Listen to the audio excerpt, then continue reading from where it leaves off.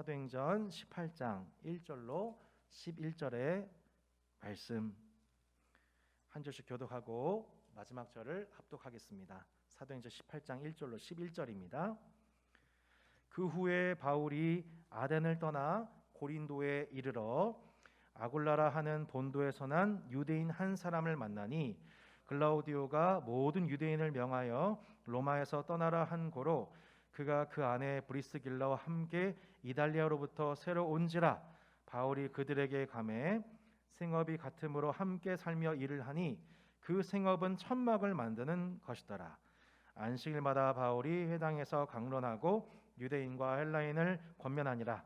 실라와 디모데가 마게도냐로부터 내려오매 바울이 하나님 말씀에 붙잡혀 유대인들에게 예수는 그리스도라 밝히 증언하니 그들이 대적하여 비방하거늘 바울이 옷을 털면서 이르되 너희 피가 너희 머리로 도갈 것이요 나는 깨끗하니라. 이후에는 이방인에게로 가리라 하고 거기서 옮겨 하나님을 경외하는 디도 유스도라 하는 사람의 집에 들어가니 그 집은 회당 옆이라. 또 회당장 그리스보가 온 집안과 더불어 주를 믿으며 수많은 고린도 사람도 듣고 믿어 세례를 받더라. 밤에 주께서 환상 가운데 바울에게 말씀하시되 두려워하지 말며 침묵하지 말고 말하라.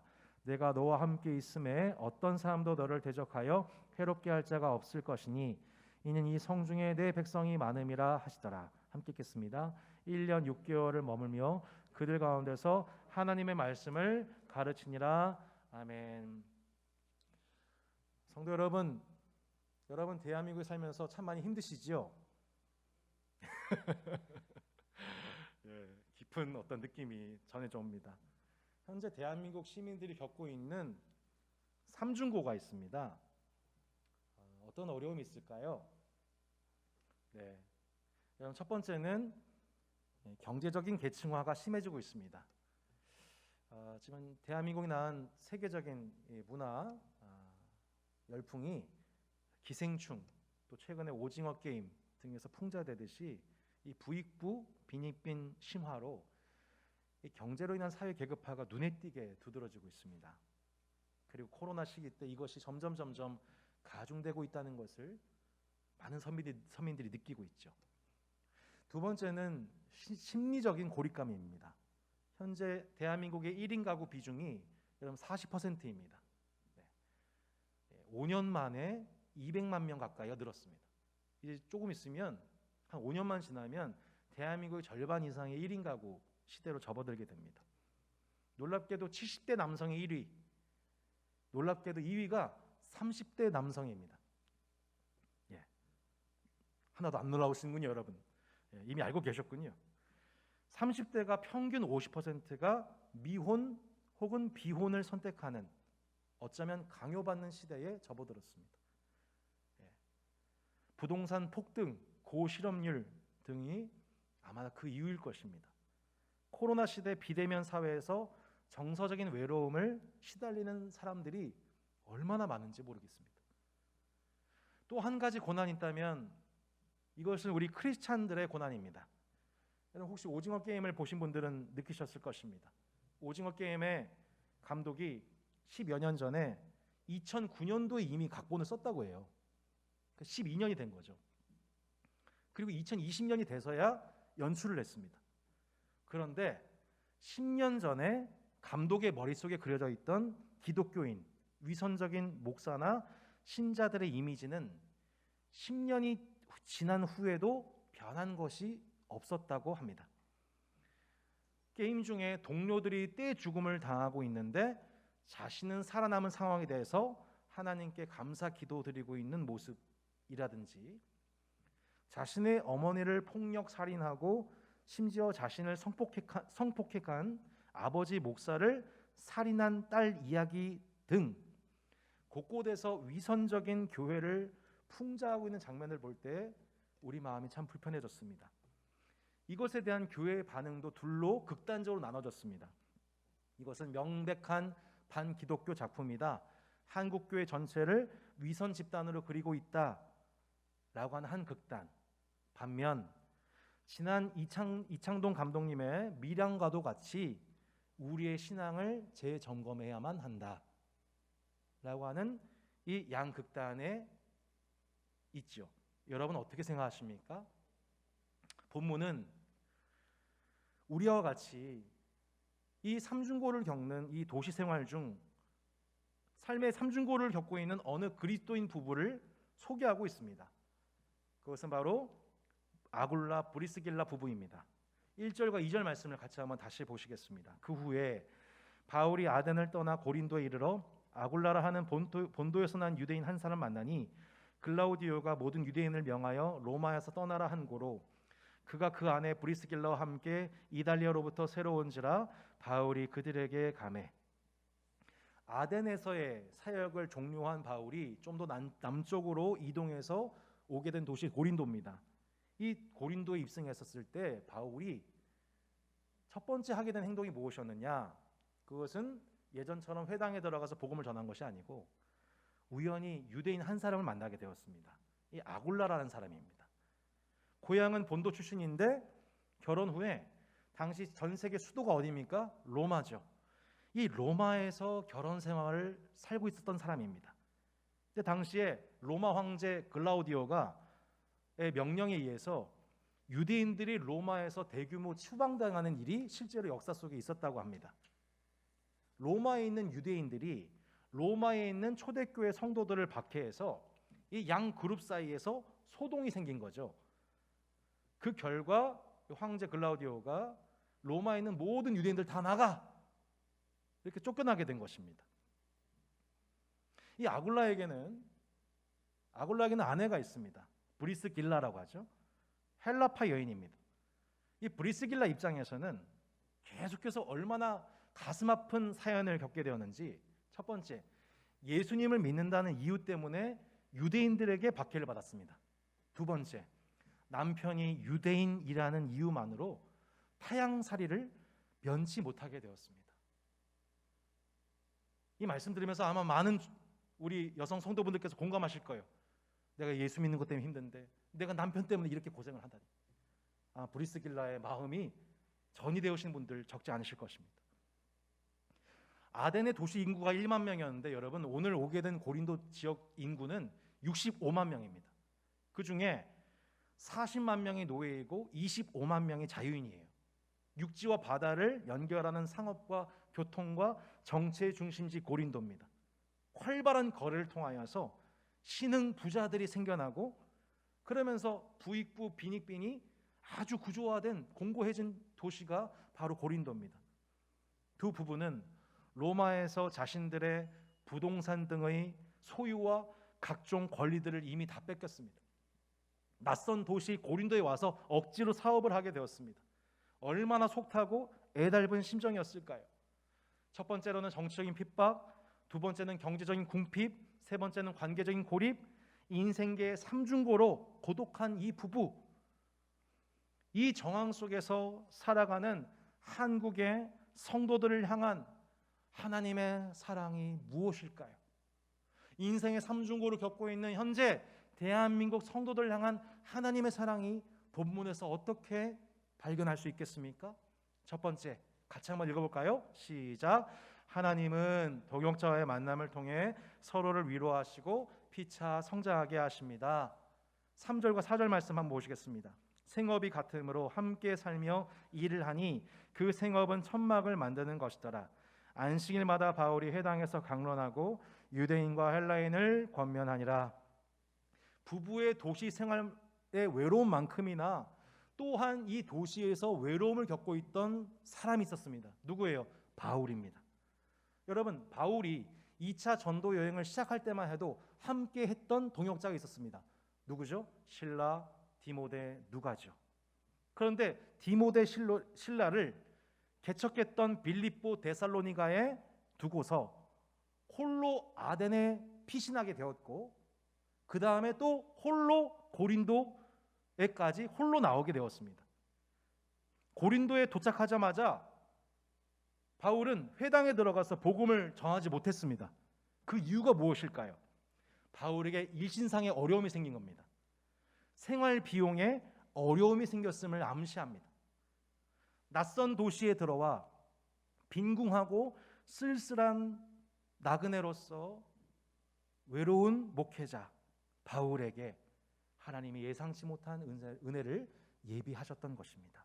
보통 유대의 랍비 학교에서는 생도들에게 율법을 가르침과 동시에 한 가지 기술 교육을 겸했습니다. 이때 바울이 배웠던 기술이 뭐예요? 텐트 메이킹, 곧 장막 텐트 치는 일이었습니다. 텐트를 만드는 일이었습니다. 65만 명의 그 많고 많은 고린도의 사람들 중에서 바울이 만나게 된 사람이 바로 아굴라였습니다. 로마에서 갓 추방되어 고린도 도시에 들어온 또 다른 외로운 성도, 알고 보니 같은 텐트 메이커였어요. 바울은 이 아굴라와 더불어 로마의 상인 조합인 길드에 소속되어서 이제 그 같은 건물 그의 집에 새들어 살면서 생업의 문제를 해결하게 되었습니다. 동업자 아굴라와의 만남을 통해 주중에는 생업을 감당하고 안식일마다 회당에서 복음을 전하는 길이 다시 열리게 된 거예요. 아굴라와 브리스길라 입장에서도 이것은 큰 은혜였습니다. 많은 성경학자들은 아굴라 브리스길라 부부가 바울을 통해서 처음 예수님 믿은 사람이 아니라 로마에서 신앙생활을 이미 잘 하고 있던 신자들로 해석합니다. 그 이유는 바울이 3차 전도 여행 직후 고린도에서 쓴 로마서 때문입니다. 로마서는 사도 바울은 보통 자신이 개척한 교회 대상으로 서신서를 씁니다. 하지만 로마 교회는 사도 바울이 방문해 본 적이 없어요. 방문해 본 적이 없음에도 불구하고 로마의 교회의 상황을 잘 알고 상황에 맞는 편지를 쓸 수 있었다는 것은 바로 이 브리스길라 아굴라 부부를 통하여서 로마 교회에 관한 소식을 듣게 되고 그것에 대해서 신학적으로 정리한 편지를 쓴 것이 바로 로마서였다는 것입니다. 결국 이 두 부부는 이미 예수 그리스도께 헌신된 신자였습니다. 고린도 도시에서 그 외로운 도시 생활 중에 또 다른 외로운 성도였던 바울을 만나 교제를 통해 심적인 위안을 누리게 되었습니다. 동업하면서 생활상의 안정을 누리게 되었습니다. 더 나아가 바울의 가르침을 통해 하나님의 말씀에 더 능통한 교사들이 되었습니다. 성도로서 성경에 대한 해석이 얼마나 탁월했는지 사도행전 18장 24절로 26절의 말씀에 보면 이런 구절이 나옵니다. 같이 한번 읽어볼까요? 시작. 알렉산드리에서 난 아볼로라 하는 유대인이 에베소에 이르니 이 사람은 언변이 좋고 성경에 능통한 자라. 그가 일찍이 주의 도를 배워 열심히 예수에 관한 것을 자세히 말하며 가르치나 요한의 세례만 알따름이라. 그가 회당에서 담대히 말하기 시작하거늘 브리스길라와 아굴라가 듣고 데려다가 하나님의 도를 더 정확하게 풀어 이르더라. 아볼로는 오늘날 치자면 언변이 탁월한 설교 잘하는 목사님이었습니다. 그런데 놀랍게도 요한의 세례만 알고 예수님의 복음에 대해서는 무지했습니다. 그 설교와 가르침을 받던 브리스길라와 아굴라가 오히려 그 아볼로를 데려다가 하나님의 도를 더 정확하게 풀어줍니다. 아볼로를 역으로 교육해 줍니다. 그만큼 그들은 복음의 진리가 무엇인지를 바울에게서 약 1년 6개월 동안 긴 기간에 걸쳐서 양육을 받게 되고 오히려 신학교 출신의 목회자를 교육할 수 있을 정도로 성경에 능통한 탁월한 성도들이 되었다는 것입니다. 성도 여러분, 이 외로운 고린도, 이 도시 생활로 지쳐가던 성도들을 향한 하나님의 축복이 무엇이었습니까? 바울에게는 아굴라, 브리스길라 부부, 또 두 부부에게는 바울을 예비해 주신 것, 이것이 하나님의 그들의 인생의 그림을, 계획을 뛰어넘는 하나님의 큰 축복이었습니다. 두 부부와의 동업을 통해 생활의 필요가 채워진 바울은 다시 회당에서 복음을 전할 수 있게 되었고, 두 부부는 바울을 만나 심정적인 위로와 영적인 성장, 곧 탁월한 성경 교사로까지 성장할 수 있게 되었습니다. 훗날 사도 바울의 평생 동역자로 쓰임을 받게 됩니다. 몇 주 전에 따스한 교회에 처음 노크하신 우리 박정원 성도님께서 얼마 전 화목기도에 들어오셨습니다. 들어오셔서 이런 간증을 나누셨죠.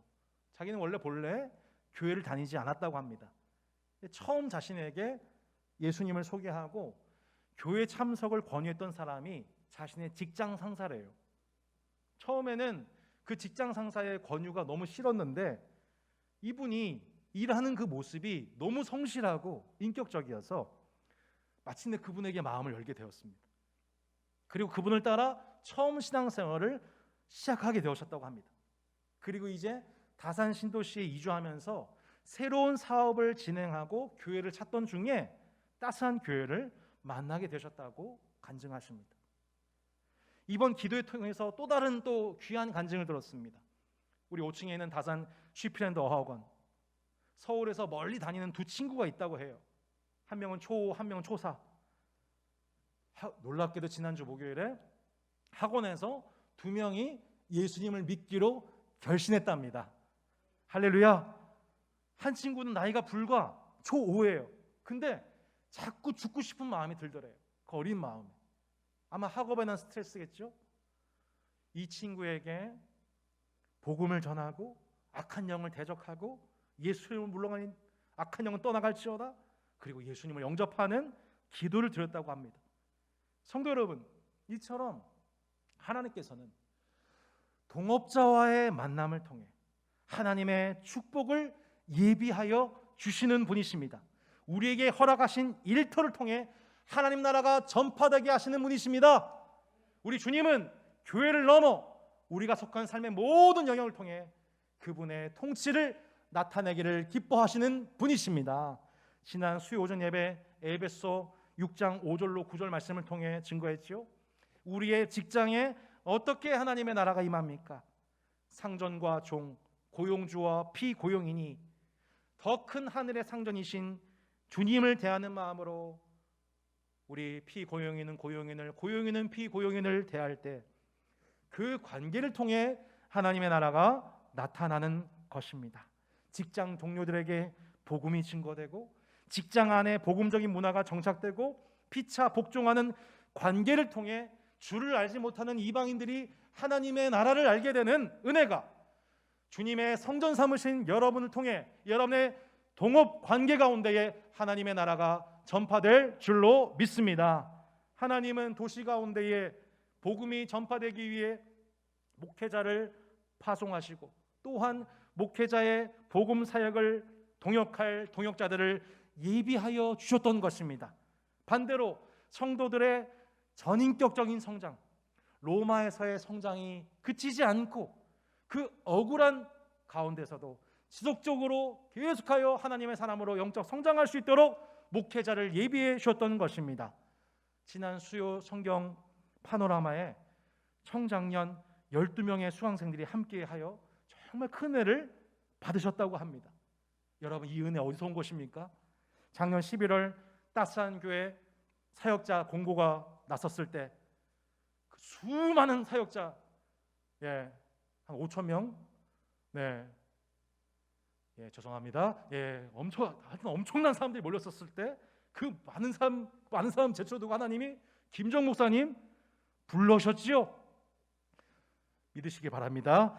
우리 탁월한 성경 교사이신 목사님을 우리 따스한 교회 성도들의 필요에 따라 하나님이 예비해 주시고 이번 10월 가을에 이 아주 가장 적절한 때에 성경 파노라마를 통해 하나님 말씀을 더 깨닫게 하신 주님을 찬양합니다. 외로운 도시 생활로 지쳤던 이 양자가 주 안에서 만나게 하시고 서로를 성장하게 하시는 사랑의 주님을 기뻐하시기를 바랍니다.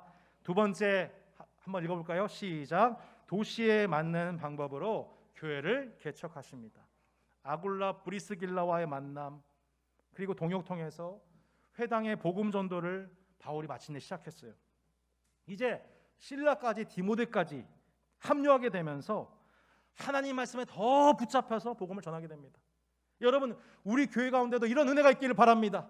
가장 적절한 때에 하나님이 동역자를 만나게 하신 축복을 통해 더더욱 하나님 말씀에 붙잡혀 복음을 증거할 수 있는 모든 행정적인, 모든 관계적인, 모든 영적인 축복이 있게 하여 주시옵소서. 유대인들은 그 바울의 하나님 말씀에 붙잡힌 바울의 복음 전도도 불구하고 그를 대적하고 비방합니다. 거부합니다. 바울은 자신의 옷을 털죠. 그리고 나는 이제 이방인에게로 간다. 어디로 갑니까? 회당 바로 옆에 있는 디도 유스도라 하는 사람의 집에 들어갑니다. 7절 8절 보시죠. 거기서 옮겨 하나님을 경외하는 디도 유스도라 하는 사람의 집에 들어가니 그 집은 회당 옆이라. 또 회당장 그리스보가 온 집안과 더불어 주를 믿으며 수많은 고린도 사람도 듣고 믿어 세례를 받더라. 아멘. 디도는 헬라식 이름이에요.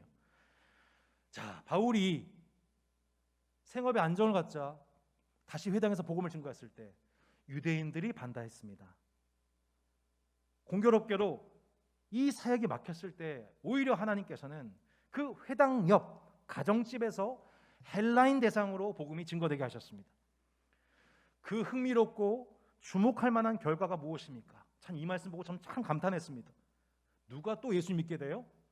회당장 그리스보가 예수 믿게 됩니다. 회당에서 유대교를 전파한 사람입니다. 유대교인 대표예요. 회당장인 그리스보가 회당에서 바울이 복음을 전할 때 예수 믿은 게 아니고 바울이 회당에서 거부를 받고 회당 옆에 있는 집에 들어가 디도의 집에 들어가서 복음을 전할 때 그 후에 디도 유스도라는 사람의 집에 들어갔을 때 그때 그리스보의 회심의 열매가 나타났다고 말씀하고 있습니다. 이전에 바울의 사역이 회당 중심으로 복음이 선포되고 전도의 열매를 거뒀던 것과는 다르게 고린도 도시에서는 회당이 아닌 가정에서 복음이 전파되는데 더 효과적이었습니다. 그 증거가 뭐예요? 그리스보뿐만 아니라 온 가족이 주를 믿었습니다. 그뿐만이 아니고 그것을 본 수많은 고린도 사람들이 집단적으로 믿고 세례를 받게 되었습니다. 이전 도시들에 비해서 더 큰 열매, 2차 전도 여행의 가장 큰 부흥이 고린도 지역에서 나타나는 것입니다. 훗날 사도 바울이 고린도전서 1장 14절로 16절 이렇게 말씀합니다. 나는 그리스보와 가이오 외에는 너희 중 아무에게도 내가 세례를 베풀지 아니한 것을 감사하노니 내가 또한 스데바나 집 사람에게 세례를 베풀었고 그 외에는 다른 누구에게 세례를 베풀었는지 알지 못하노라. 회당장 그리스보, 가이오, 고린도 지역의 재력가들입니다. 신흥 부자들이에요. 훗날 바울의 사역에 큰 도움을 지원을 하게 되는 인물들입니다. 스데바나 고린도 가정교회의 또 다른 리더입니다. 유대인이나 헬라인, 부자나 빈자, 자유자, 노예층, 고린도 교회는 다양한 민족과 문화와 경제적 계급, 이 모든 세속 지수를 다 뛰어넘고 주 안에 한 가족으로 부름받은 교회였던 것입니다.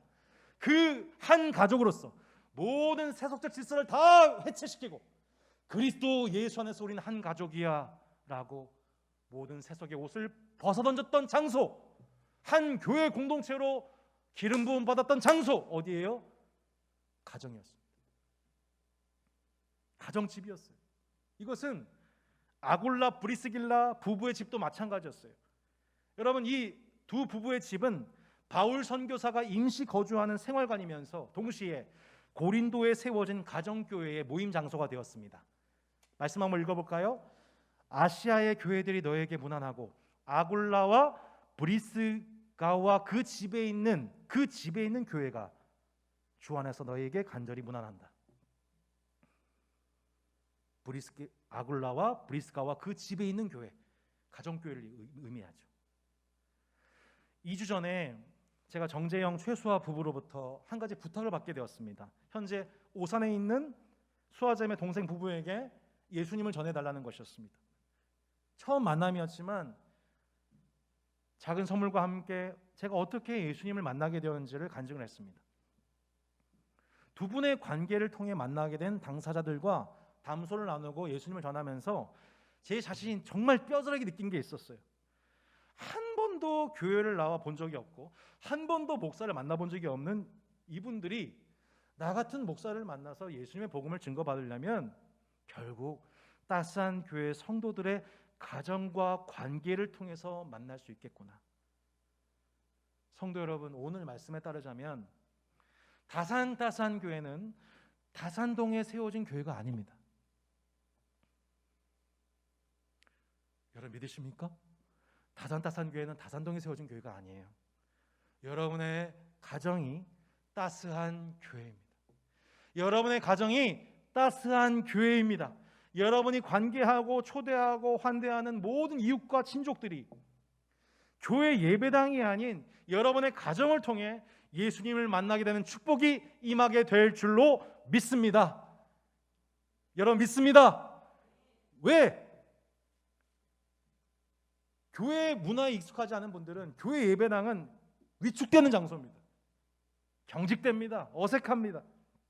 하지만 가정에서는 먹고 마시고 영상 보고 수다 떨고 고독과 외로움을 위로해주고 그 장소에서 자신을 주님 섬기듯 섬겨주는 그 성도의 섬김을 통해 예수 그리스도의 사랑이 직간접적으로 나타날 수 있기 때문인 것이죠. 성도 여러분, 교회로 당장 누군가를 초대해서 전도하는 시대는 이제는 저물어 가고 있는 것 같아요. 하지만 가정을 통해 주님의 교회가 무엇인지 나타내는 것은 충분히 가능하고도 남습니다. 아니, 오히려 이것이 더 본질적이고 원형적인 전도의 방식입니다. 여러분의 가정이 따스한 교회임을 기억하시기를 바랍니다. 우리의 의식주의 필요를 위해서만 있는 것이 아니고 부동산 증식만을 위해서 있는 것이 아니고 우리의 가정은 성도의 연합과 이웃에 대한 사랑을 나타내는 교회로서 거룩하여지기를 주 예수 이름으로 축원합니다. 여러분의 가정이 그런 성령의 기름 부음과 은혜가 충만하기를 축원합니다. 세 번째, 성도의 고독한 밤 중에 말씀으로 신방 오십니다. 하나님은 성도의 고독한 밤 중에 말씀으로 신방 오시는 분이십니다. 9절과 10절 말씀 한번 읽어보겠습니다. 시작. 밤에 주께서 환상 가운데 바울에게 말씀하시되 두려워하지 말며 침묵하지 말고 말하라. 내가 너와 함께 있음에 어떤 사람도 너를 대적하여 해롭게 할 자가 없을 것이니 이는 이 성중에 내 백성이 많음이라 하시더라. 아멘. 하나님께서 처음 2차 전도 여행의 문을 여셨을 때에 마게도냐인의 환상을 통해서 바울을 마침내 의도치 않게 마게도냐 땅으로 인도하셨습니다. 오늘 그 주님이 빌립보와 데살로니가와 아덴과 이 고린도 지역에서 다시 환상 가운데에 바울에게 찾아오셔서 말씀하십니다. 바울아, 두려워하지 말아라. 침묵하지 말아라. 내가 너와 함께 있다. 어떤 사람도 너를 대적하거나 해롭게 할 자가 없어. 이 성중에 내 백성이 참 많다. 이렇게 위로하셨습니다.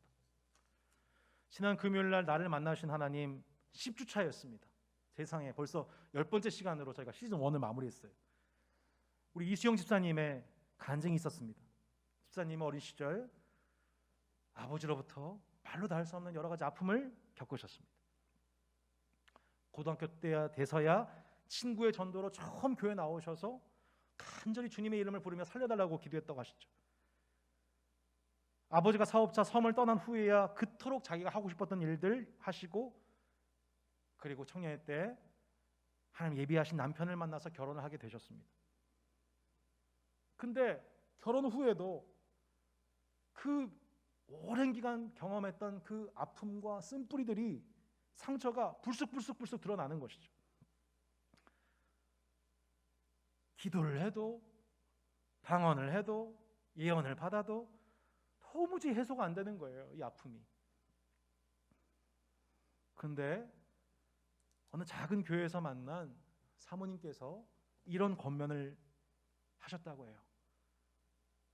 이선 집사님, 말씀을 보세요. 말씀을 붙드세요.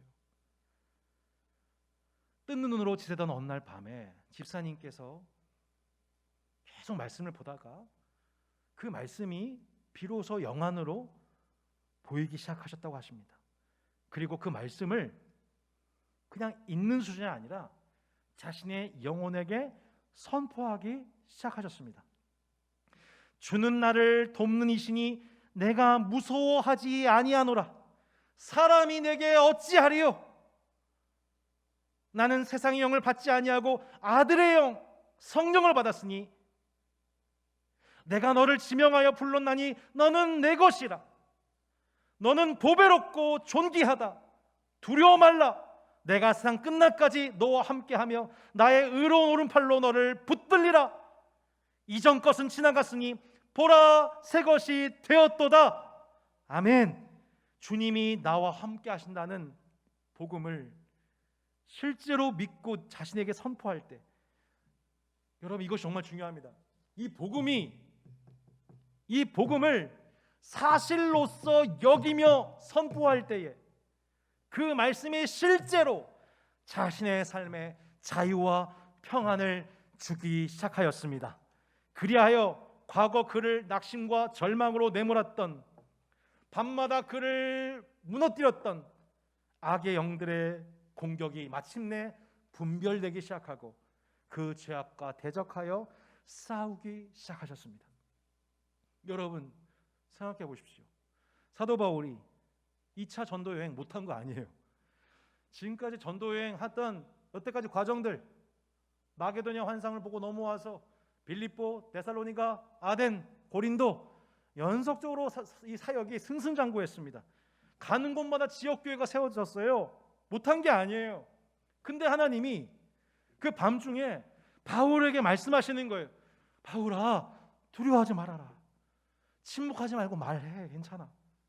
무슨 말이에요? 바울이 그 승승장구하는 것 같아 보이는 그 담대한 바울도 마음이 두려웠던 겁니다.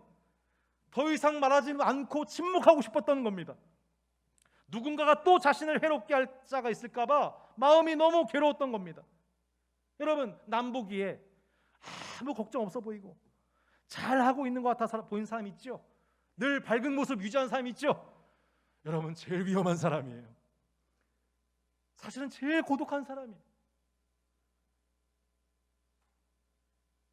남을 즐겁게 하기 위해서 앞에서 연극하는 이 유머 개그맨들 뒤에서 얼마나 많이 울고 얼마나 많이 두려운지 모릅니다. 그렇게 나중에는 담대해 보였던 사람도 홀로 외로이 남은 밤 시간이 되면 두려움과 고독과 슬픔과 눈물이 막 쏟아져 내리는 것이죠.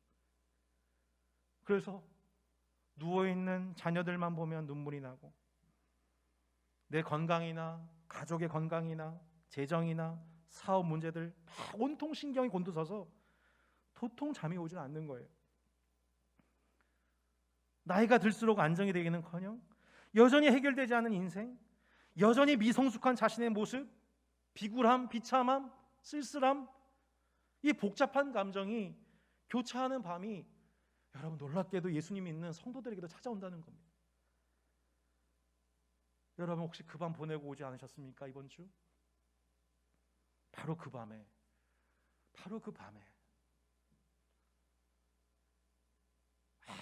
아무도 이해해주지 못하고 아무도 헤아릴 수 없는 그 고독과 외로움을 짊어진 그 바울에게 주님이 그를 위로하세요. 내가 너와 함께 있음에 어떤 사람도 너를 대적하여 해롭게 할 자가 없을 것이니 이는 이 성중에 내 백성이 많음이라. 연속되는 도시 사역 속에서 탈진과 고독이 찾아온 바울의 그 외로운 밤을, 그 내면을 아신 하나님께서는 환상 중에 말씀으로 그에게 신방 오셨던 것입니다. 성도 여러분, 때로 이 인생 아무도 알아보지 못하고 하나님과 자신만 아는 고독 속에서 그 지쳐가는 도시 한복판 밤중에 홀로 남았을 때 그 외롭고 고독한 성도에게 찾아오셔서 그 밤마다 신방 오셔서 두려워하지 말아라. 내가 너와 함께 있지 않니? 침묵하지 말고 말하렴. 어떤 사람도 널 해할 수 없어. 너 잘하고 있어.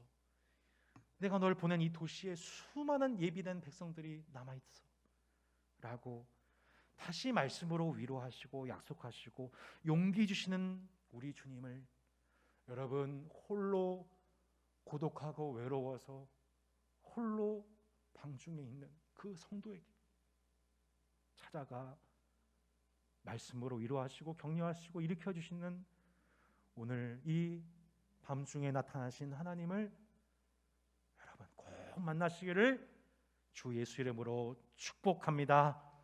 그렇게 우리 주님은 낮에는 동업의 현장에서 또 밤에는 홀로 있는 방 안에서 우리 주님은 온종일 쉬지 않고 성도가 자고 있는 그 시간에도 우리를 주무시지 않고 졸지도 주무시지 않는 하나님께서 낮이나 밤이나 새벽까지 우리 주님은 쉬지 않고 여러분과 함께하고 계십니다. 주님은 여러분의 범사에 복을 예비하셨습니다. 할렐루야. 우리의 인생의 삼중고 사중고로 인해 지쳐 계신 성도 여러분, 오늘 고린도의 아굴라, 브리스길라 부부, 그리고 지쳐있던 외로운 목회자 바울에게 주셨던 이 은혜를 기억합시다. 하나님은 이 외롭고 고독한 대한민국의 성도들을 위해서 하나님 예비하신 동역자의 만남을 통해 우리를 위로하시고 계속해서 성장하게 하십니다. 도시에 맞는 방법 곧 가정을 통해 교회를 개척해 나가게 하십니다. 성도의 고독한 밤중에 말씀으로 신방 오십니다. 이 은혜가 여러분의 삶에 넘치시기를 바랍니다. 이 말씀을 기억하며 다음 세 가지를 다짐하겠습니다. 같이 이 세 가지 한번 적용해 보도록 하겠습니다. 같이 읽겠습니다. 시작. 동역자와의 만남을 통해 서로 성장하게 하시는 은혜를 누립시다. 아멘. 각 가정이 따스한 교회가 되어 사랑과 환대의 복음을 전파합시다. 아멘. 하나님의 말씀을 매일 10분 이상 읽고 묵상하는 바를 나눕시다. 아멘. 함께 기도하겠습니다.